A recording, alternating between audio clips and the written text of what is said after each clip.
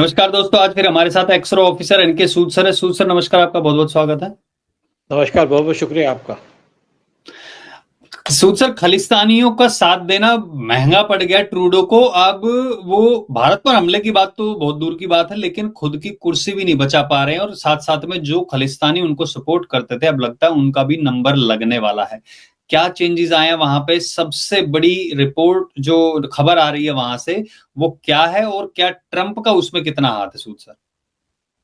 देखिए, इन्होंने खालिस्तानी को सपोर्ट किया, इंडिया को टारगेट करना शुरू कर दिया था, लेकिन अब इनकी हालत खराब हो चुकी है। खालिस्तानियों ने इंडिया के अंदर वीज़ा अप्लाई किया। पहले तो वहाँ मंदिर तोड़ते रहे, मंदिरों पर अटैक करते रहे, हमारे कॉन्सुलेट है उन पर अटैक करते रहे, और जहाँ पे हम काउंसलर सर्विस देने जाते हैं वहाँ पे अटैक करते रहे। कनाडा ने कहा कि हम तुम्हें कोई सिक्योरिटी प्रोवाइड नहीं करेंगे। अब ये जो कनेडियन है, सिख है, वहाँ के खालिस्तानी है, वो इंडिया आना चाहते हैं, और इंडिया ने इनको वीज़ा देने से मना कर दिया कि हम तो वीज़ा नहीं देंगे, क्योंकि हमारी राइट है, हमारी कंट्री है, किसको वीज़ा दे किसी को ना दे। हम अपनी कंट्री के अंदर तो इन लोगों को बुलाएंगे नहीं, हम अपनी कंट्री के अंदर उसको तो बुलाएंगे नहीं जो हमारी कंट्री के अंदर डिस्टर्बेंस करना चाहते हो। लेकिन कनाडा को क्या प्रॉब्लम है? तुमने खालिस्तानी बुलाए, पालो, रखो इनको। सांप पाले, सांप तुम्हें काटेंगे। वैसे भी इन्होंने वहां पे एक डेमोन्स्ट्रेशन लॉन्च कर दी थी खालिस्तानियों ने कि यहाँ से जितने गोरे हैं निकल जाओ, ये हमारी कंट्री है, और आज नहीं तो कल यहाँ पे गुंडे राज करेंगे खालिस्तान के अंदर। लेकिन जब खालिस्तानियों ने यहाँ पे वीजा अप्लाई किया इंडिया के लिए, क्योंकि उनको इंडिया आना पड़ता है, आना चाहते हैं, उनके रिश्तेदार है यहाँ पे और ये उनका बेस है, तो इंडिया ने मना कर दिया कि वीजा नहीं देंगे। तो खालिस्तान मीडिया ने शोर मचाना शुरू कर दिया। तो जो मतलब कनाडा का मीडिया उसने शोर मचाना शुरू कर दिया कि आप हमारी कंट्री में इंटरवेन कर रहे हैं, मतलब आप वीजा अप्लाई कर रहे हैं, अब आपको वीजा देना दे, हमारी मर्जी है, फिर आप कहते हो हमारी कंट्री में इंटरवेन करते हो। इंटरवेन तो आप हमारी कंट्री में कर रहे हो। लेकिन इनको कौन समझाए, क्योंकि हम सोचते थे कि अंग्रेजों या जितने भी लोग यूरोपियन है बहुत ज्यादा अकल है, समझ में आ गया, अकल तो है ही नहीं, जीरो अकल है। वैसे भी ट्रूडो को भी अकल नहीं है। इंदिरा गांधी ने इनके फादर को कई बार समझाया था कि आप खालिस्तानियों को पाल रहे हो, हमारे प्लेन को हाईजैक कर रहे हो, उस पर लोगों को मार रहे हो, बंद कर दो। उसको भी नहीं समझ में आई, और आज ट्रूडो भी वही काम कर रहे हैं। लेकिन जब ट्रंप पावर में आए तो ट्रंप ने पहला काम क्या किया कि कनाडा, मैक्सिको और चाइना, इन पे 25% टैरिफ लगा दिया, जो भी सामान वहां से यूएस के अंदर जाता है। देखिए, यूएस पूरे वर्ल्ड का इस टाइम पे राजा है, अकेला गुंडा है पूरे वर्ल्ड के अंदर, और ट्रंप पावर में आ रहे।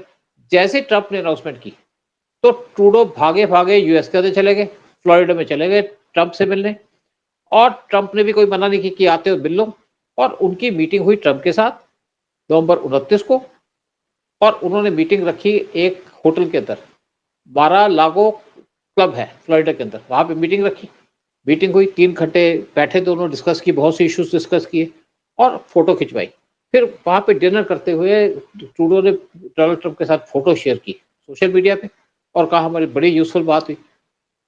जब ट्रूडो वापस गए तो उन्होंने एक्स पे लिखा कि हमारी कई बात हुई। ट्रंप ने उनसे कहा कि आपकी कंट्री से इलीगल लोग एंटर करते हैं, उसको बंद करो, हमारी कंट्री की इकोनॉमी खराब करते हैं, आपकी कंट्री से ड्रग आते हैं हमारी कंट्री के अंदर, जो हमारे लोगों के माइंड को पॉइजन करते हैं, उसको बंद करो। ट्रूडो ने कहा जी हम पूरी कोशिश करेंगे बंद करने की। उन्होंने कहा कोशिश नहीं करेंगे, तुम बंद करोगे।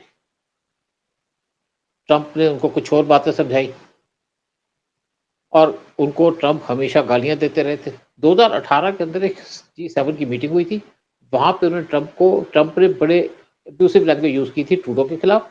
और इवन एक बार G20 के समिट के अंदर चाइनीज प्रेसिडेंट थे, और उन्होंने भी ट्रूडो को झाड़ा कि आपसे मैंने प्राइवेट में बात की, आप पब्लिक चले गए। लेकिन अब जो यहाँ पे क्या इम्पैक्ट हो रहा है ट्रंप की मीटिंग का, क्योंकि बात करने गए थे कि टैरिफ मत लगाओ, ट्रंप ने तो उसमें बात नहीं की, बाकी इशू में बात करते रहे, टैरिफ पे कोई बात नहीं की कि जो तुम्हारी कंट्री से इम्पोर्ट होगा उस पर हम टैरिफ नहीं लगाएंगे, तो एश्योरेंस दी नहीं। और देखिए, ट्रंप बड़े सीजन कैंपेनर है, वो किसी की बातों में नहीं आते, और ट्रूडो ने कहा भी उसके बाद जो ट्रंप कहते हैं वो करते जरूर है। अब ट्रूडो पे क्या इम्पैक्ट पड़ रहा है? इनकी बातचीत के बाद इनके जो डिप्टी प्राइम मिनिस्टर है, डिप्टी प्राइम मिनिस्टर उनका नाम है क्रिस्टिना फ्रीलैंड, रिजाइन कर दिया उन्होंने कि उनके डिफरेंसेस है ट्रूडो के साथ। और साथ में उन्होंने कह दिया कि जो कनाडा की इकोनॉमी है इस टाइम पे टोटली डिस्ट्रॉय होने वाली है। कनाडा की जितनी भी एक्सपोर्ट होती हैं, 77% जो चीजें एक्सपोर्ट होती हैं यूएस के अंदर, मतलब उन पे टैरिफ लग जाएगा तो इनकी सारी एक्सपोर्ट पे इम्पैक्ट होगा, इनकी इनकम कम हो जाएगी और इनका जो इकोनॉमी है पूरी डूब जाएगी। इनकी जो जैसे कहते हैं ना, आपने अपनी एक बास्केट के अंदर सारा कुछ रखा हुआ, वही हाल इनका। इन्होंने सारी जो एक्सपोर्ट होती है वो यूएस को करते हैं, यानी कि 77% एक्सपोर्ट यूएस को होती है। और आप देखिए पीएम कनाडा के जो एक्सपोर्ट का हिसाब देखिए, 36 यूएस के स्टेट्स हैं जहां पे $3.6 बिलियन की ट्रेड जाती है, या कनेडियन डॉलर्स की, या यूएस डॉलर 2.7 बिलियन की पर डे की गुड्स एंड सर्विसेज वो कनाडा से यूएस के अंदर जाती हैं, उस पर इम्पैक्ट पड़ेगा। 60% जो यूएस के अंदर क्रूड इंपोर्ट होता है वो कनाडा से आता है, और 85% यूएस की इलेक्ट्रिसिटी वो कनाडा से आती है। तो यूएस सबके ऊपर सैंक्शन लगा रहा है। साथ में जो फॉरेन सप्लायर्स हैं स्टील, एल्युमिनियम और यूरेनियम के यूएस को, वो भी सबसे ज्यादा यूएस, कनाडा यूएस को भेजता है। तो आप सोचिए कनाडा के ऊपर कितना इम्पैक्ट होने वाला है, यानी कि इनकी इकोनॉमी वैसे ही खराब है। और आपने देखा होगा कि कनाडियन प्राइम मिनिस्टर जब इंडिया के अंदर आए थे G20 के समिट अटेंड करने 2 सितंबर 2023 में, तो इनका प्लेन खराब हो गया था। तो पीएम मोदी ने कहा कि आपको मैं अपना प्लेन दे देता हूँ, आप चले जाइए अपनी कंट्री के अंदर। वो कहते नहीं, मैं तो अपने प्लेन में जाऊंगा। और इनका प्लेन आया 2 दिन के बाद, तो किसने बात नहीं की इनसे, यहाँ पे अकेले बैठे रहे अपने होटल के अंदर। लेकिन देखा गया तो जब वेरीफाई किया गया तो जो इनका प्लेन था वो 40 साल पुराना था। आप एक एडवांस कंट्री के पीएम की बात करो, उनका प्लेन 40 साल पुराना है। उसके बाद ये चले गए थे अफ्रीका के अंदर किसी कंट्री में, वहां पे इनका प्लेन खराब हो गया क्योंकि पुराना प्लेन था। फिर वहां से कनाडा से एक और प्लेन आया, उस पर बैठ के गए। तो ये जो ट्रूडो हैं ये पहले कनाडा का सत्यानाश कर चुके हैं, और अब इनका सत्यानाश करने जा रहे हैं डोनाल्ड ट्रंप। डोनाल्ड ट्रंप ने वैसे भी कह दिया था, जैसे यहाँ पे सपोर्ट करते हैं, कभी निजर को सपोर्ट करते हैं, कभी पन्नू को सपोर्ट करते हैं। अब इनका जो खालिस्तानियों को सपोर्ट है उससे इनका दम निकलने वाला है। और दम कौन निकालेगा? इनका दम निकालेंगे डोनाल्ड ट्रंप। वो इनको हेट भी करते हैं और किसी भी तरीके से वो खालिस्तानी को सपोर्ट नहीं करते, खालिस्तानी को पसंद नहीं करते। वैसे भी डोनाल्ड ट्रंप की स्टेटमेंट कई बार आई है, जब मैं व्हाइट हाउस में आऊंगा तो मेरी पहली प्रायोरिटी होगी इंडियंस, और साथ में मेरी प्रायोरिटी होगी Hindus. I love Hindus, I love India. तो सोच लीजिए क्या हाल होगा कनाडा का, जो हिंदुओं को हेट करता है, जो हमारे मंदिरों पे अटैक करता है। और तुलसी गबार्ड जो उनकी इंटेलिजेंस की चीफ है, 17 डिपार्टमेंट है उनके कंट्रोल में, वो तो सनातनी भी है, उनका कोई इंडियन ओरिजिन नहीं है, लेकिन सनातनी है और क्रिश्चियन भक्त है बहुत। तो मतलब आप कुल सोच, मिला के अब, हाँ, ये जो कनाडा का जो सोच रहे थे कि भारत पर हमला कर देंगे, हमला का मतलब बातों से जिस तरीके से कर रहे थे, निज्जर का, पन्नू का, और फिर उसके बाद वहां पर लॉरेंस बिश्नोई का नाम ले रहे थे, वही तो भारत जब कहता है कि भैया एक काम करो, तुम्हारे यहाँ पे कुछ लोग यहाँ पे छुपे हुए हैं जो संदिग्ध जो केस हुए हैं उनमें दोषी हैं, उनको हमें दे दो। बाद में कनाडा आता है और कहता है कि ये लोग यहां पर दंगा कर रहे हैं और इसमें भारत का हाथ है। तो मतलब पहले उन लोगों को दिया नहीं, उन लोगों को वहीं पाले रखा ताकि बाद में भारत पर इल्जाम लगाया जा सके। और यूएस ने वहां पे एक तरीके से उनका साथ भी दिया था, कहा था कि भारत को इसमें मदद करनी चाहिए, जो भी इन्वेस्टिगेशन हो रही है उसमें भारत ने अपनी एक टीम भी भेजी थी। तो लेकिन अब धीरे धीरे जिसकी अपेक्षा की जा रही थी कि ट्रंप के आने के बाद चीजें होंगी, हम ट्रंप को भी 100% ये नहीं कह सकते कि हमारे साथ ही चलेगा। ट्रंप भी ये देखेगा कि साइड बाय साइड इस चीज को भी वो खोल के रखूं, अगर भारत को किसी तरीके से घेरना हो।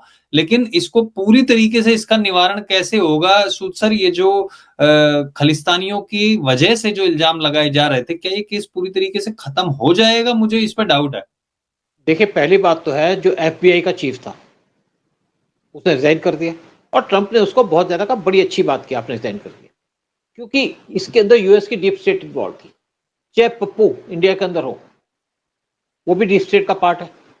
चाहे आपका डोनाल्ड ट्रंप, चाहे आपका ट्रूडो हो, ये भी डीप स्टेट का पार्ट था इंडिया को टारगेट करने के ऊपर।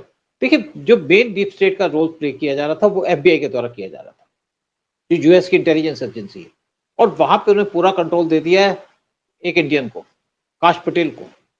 वो एफबीआई के चीफ बनेंगे। और ट्रंप ने जो उनको पहला काम दिया वो दिया है सोरोस को टैकल करना, सोरोस को चेक करना, और साथ में जो इलीगल लोग हैं यूएस के अंदर उनको निकालना, क्योंकि इसी के थ्रू सारा काम होता था। और जितने भी इलीगल लोग थे जो यूएस के अंदर रहते थे उनको फ्री खाना मिला करता, वो बंद कर दिया। और इस टाइम पे जो इलीगल लोग हैं भागने शुरू हो गए। भागने का रास्ता उनके पास एक है, कनाडा। तो कनाडा जा रहे हैं। तो यूएस का जो एक एटीट्यूड है, देखिए हर एक कंट्री अपनी कंट्री का इंटरेस्ट देखती है, डिफरेंसेस होते हैं। कोई आप फैमिली में हो तो फैमिली में भी डिफरेंसेस होते हैं। ट्रम्प के कुछ इश्यूज होंगे हमें नहीं पसंद आएंगे, लेकिन हमको उनको एडजस्ट करना पड़ेगा, उनको देखना पड़ेगा। यूएस सेंसिटिव है तो छोड़ना पड़ेगा, लेकिन कुछ इश्यूज ऐसे हैं जैसे यूएस हमारे साथ सपोर्ट करेगा। यूएस ने सैंक्शन लगाती थी काटसा के ऊपर, जो आप रशिया से इंपोर्ट करोगे उस पर सैंक्शन लगती जाएंगी, लेकिन यूएस ने इंडिया के ऊपर सैंक्शन नहीं लगाई।